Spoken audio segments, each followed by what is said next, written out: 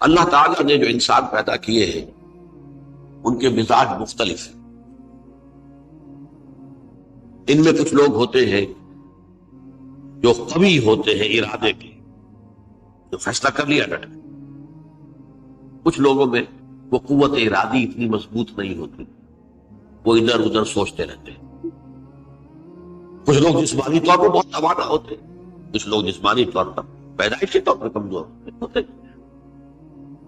تو اگر کوئی قوت ارادی کمزور رکھنے والا شخص ہے، وہ بھی تو اللہ کی تخلیق ہے، اللہ کا بندہ ہے، خطاؤں کا ظہور ہو جاتا، توبہ کرتا ہے، پھر کچھ عرصے کے بعد پھر خطا کا ظہور ہو جاتا، پھر توبہ کرتا. تو ہم تو یہ سمجھیں گے کہ ایک حد کے بعد پھر اس کی توبہ قبول نہیں ہونی چاہیے. لیکن حدیث سنیے، ابی ہریرہ رضی اللہ تعالی عنہ قال قال رسول اللہ صلی اللہ علیہ وسلم ان عبدا اذنب ذنبا، یقیناً ایک بندہ جو ہے وہ ایک گناہ کرتا ہے. فقال، پھر وہ کہتا ہے رب، اے میرے پروردگار، اذنبت فاغفر، مجھ سے گناہ ہو گیا ہے، مجھے معاف. فقال ربہ، تو پروردگار یہ کہتا ہے علم عبدی ان لہ رب یغفر الذنب ویأخذ بہ، میرا یہ بندہ یہ جانتا ہے اس کا ایک رب ہے جو گناہ معاف بھی کر سکتا ہے اور سزا دے بھی سکتا ہے. کیا مانی ہوئی؟ گناہ اس نے کیا ہے لیکن جانتا ہے اللہ کہ وہ معاف بھی فرما سکتا ہے، تبھی تو وہ اللہ سے معافی کی درخواست کرتا ہے. اس کے اس جاننے کی بنیاد پر، اس کے اس علم کی بنیاد پر، اس کے اس ایمان کی بنیاد پر فرمایا غفرت لعبدی، میں نے اپنے بندے کو معاف کر. ثم مکث ما شاء اللہ، پھر وقت گزرا جتنا کہ اللہ نے چاہا. ثم اذنب ذنبا، پھر اس سے گناہ ہو گیا. فقال رب اذنبت ذنبا فاغفر، پھر کہتا ہے پروردگار مجھ سے گناہ ہو گیا، پھر مجھے معاف فرما دے. اللہ فرماتا ہے عالم عبدی ان لہ ربا یغفر الذنب ویأخذ بہ، میرا بندہ ہے نا جو جانتا ہے کہ اس کا ایک رب ہے، ایمان باللہ اس کے اندر ہے، تبھی تو پکار رہا ہے.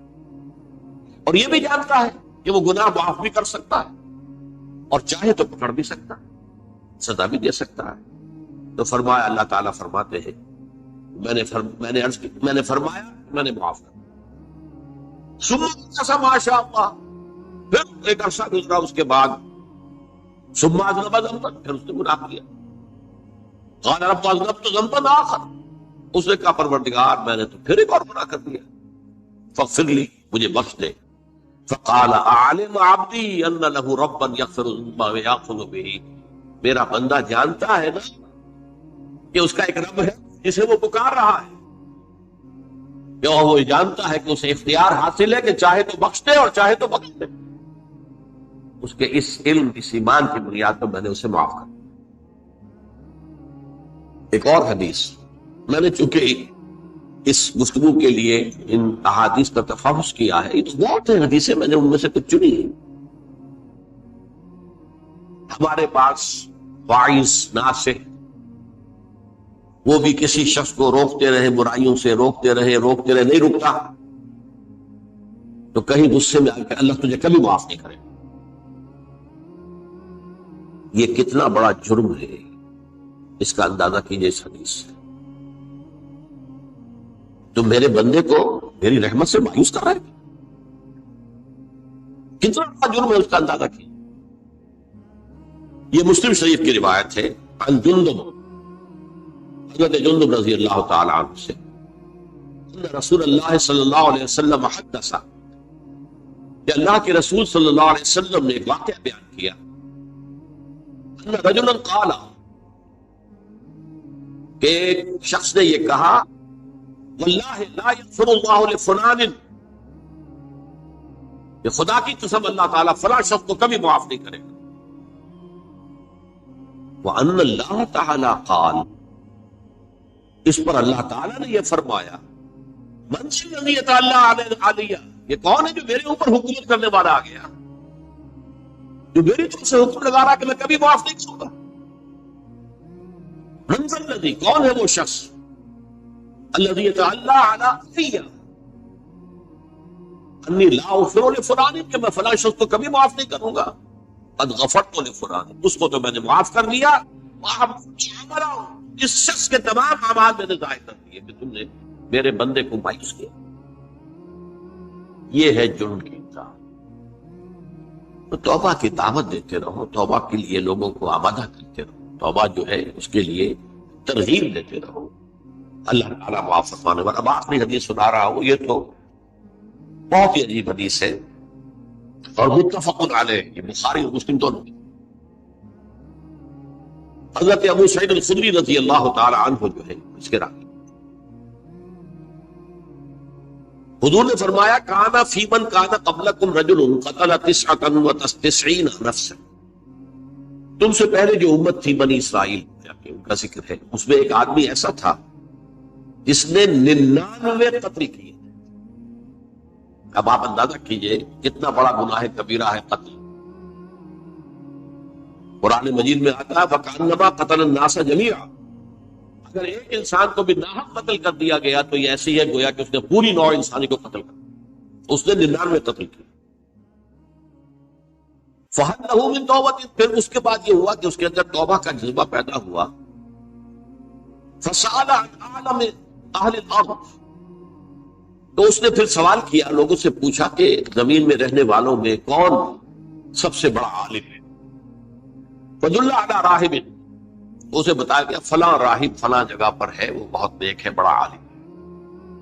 فَأَتَاهُ، وہ اس کے پاس آیا، فَقَالَ أَنَّهُ قَتَلَ 99 نَفْسًا فَهَلْ لَهُ مِن تَوْبَةٍ، انہوں نے کہا دیکھیے راہب صاحب، میں نے 99 انسان قتل کیے، اب مجھے یہ بتائیے کہ میرے لیے توبہ کا کوئی امکان ہے؟ فقال اللہ، انہوں نے کہا نہیں۔ فقتلہ، اس نے اس کو بھی قتل کر دیا۔ فأكمل به 100، اپنی سینچری مکمل کر لی، مطلب 99 کے بعد ایک ہی کسر تھی، اس کو بھی قتل کیا، 100 پورے کر لی۔ ثم سأل عن علم أهل الأرض، پھر اس نے پوچھا کوئی اور کوئی بڑے عالم انسان ہو، فدل على رجل عالم، پھر اس کی رہنمائی کی گئی ایک بڑے عالم شخص کی طرف۔ قال انه قتل 100 نفس، اس نے وہاں جا کر کہا کہ میں 100 انسان ہلاک کر چکا ہوں، قتل کر چکا ہوں۔ فهل له من توبہ، میرے لیے توبہ کا کوئی امکان ہے؟ فقال نعم، کیوں نہیں، 100 قتل کیے تب بھی کیا ہے، توبہ کا راستہ کھولا تھا، معلوم یغرغر، جب تک کہ وہ گگو نہیں بج رہا اس وقت تک تمہارے توبہ کا دروازہ کھلا ہوا ہے۔ فرمایا نعم، وَمَن يَحُولُ بَيْنَهُ وَبَيْنَ التَّوْبَةِ، تمہاری توبہ کے درمیان اور تمہارے درمیان کون حاضر ہو سکتا ہے؟ توبہ کا دروازہ کھلا ہے، لیکن ساتھ ہی کہا انطلق الی ارض کذا و کذا، اب تم ایسے کرو جہاں تم رہتے ہو وہاں نہ جاؤ واپس، وہاں کا ماحول اچھا نہیں ہے، معاشرہ اچھا نہیں ہے، ہو سکتا ہے کہ تم توبہ پر قائم نہ رہ سکو، تم فلاں جگہ چلے جاؤ، وہاں اچھے لوگ آباد ہیں، ان میں جا کر رہو۔ فإن بها أناسا يعبدون الله تعالی، وہاں ایسے لوگ آباد ہیں جو اللہ کی بندگی کرتے ہیں، فاعبد اللہ معهم، تو تم ان کے ساتھ مل کر اللہ کی بندگی اور پرستش کرو، ولا ترجع الى ارضک، اپنی زمین کی طرف اپنے وطن میں واپس مت جاؤ، فإنها ارض سوء، وہ بری جگہ، فانطلقا، تو وہ چل پڑا، ہجرت کر رہا ہے، اس جگہ جا رہا ہے جہاں کا راہب نے بتایا تھا۔ نصف الطریق، جب آدھا راستہ اس نے پورا کر لیا، اتاہ الموت، موت آ گئی۔ فاختصمت فیہ ملائکۃ الرحمت و ملائکۃ العذاب، جہنم کے فرشتے بھی آ گئے اس کی جان قبض کرنے کو، اور جنت کے بھی آ گئے۔ فقالت ملائکۃ الرحمہ، رحمت والے جو فرشتے ہیں جنت والے، انہوں نے کہا جا تائبا مقبلا بقلبہ للہ تعالی، یہ شخص توبہ کر کے اللہ تعالیٰ کی طرف ہجرت کر رہا تھا، اس لیے اس کی نیت کی بنیاد پر اب یہ جنت کی ہے، لہذا اس کی روح قبض۔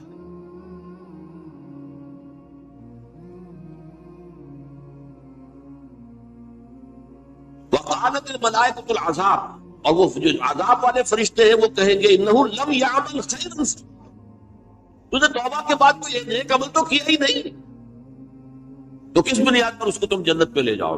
اس کو تو دوزخ میں جانا چاہیے۔ فاتاہ ملک فی صورت آدمی، تو ان کے پاس اللہ نے ایک اور فرشتے کو بھیج دیا بھی انسانی شکل کے اندر، فجعلوا بینہم، تو ان فرشتوں نے کہا بھائی ہمارا فیصلہ کرا دو، اس کی روح ہم لینا چاہتے ہیں یا ہم لینا چاہتے ہیں، انہیں حکم بنا دیا۔ فقال قیسوا ما بین الارضین فإلہیتہما کان اقرب، کہ تم فاصلہ ناپ لو جہاں سے وہ چلا ہے اور جہاں جا رہا تھا اور یہاں اس کی موت ہو رہی ہے، تو کون سا فاصلہ زیادہ ہے؟ جب ناپا گیا، بلکہ ایک حدیث میں آتا ہے کہ اس پر اللہ نے زمین کو جو ہے حکم دے دیا، ایک طرف والی